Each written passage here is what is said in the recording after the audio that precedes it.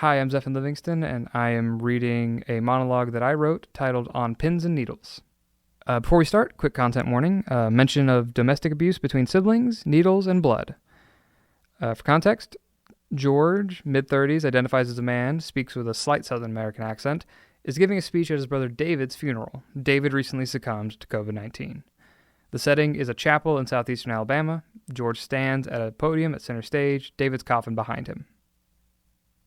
I'm not used to speaking in front of so many people, but I know David would have spoken at mine, so here I am. Those of you who know me know I have a condition called hypersensitivity. It means when I feel things, I really feel them. A crisp high five will leave my hand throbbing for ages after. Sitting too long in an uncomfortable position will leave my body aching for hours.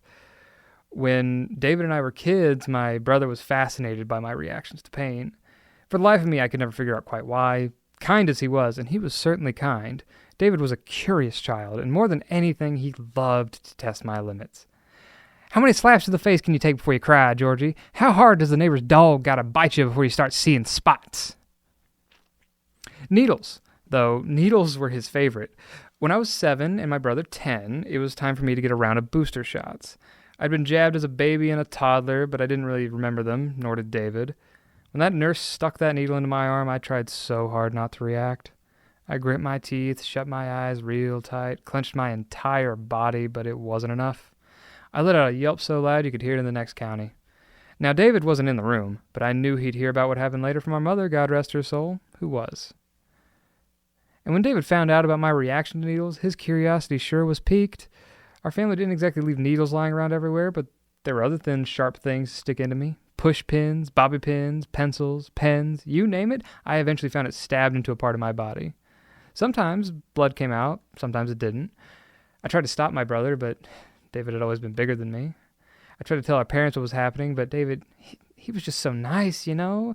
And me, well, I wasn't bad, but I was a bit of a whiner. I just had to toughen up.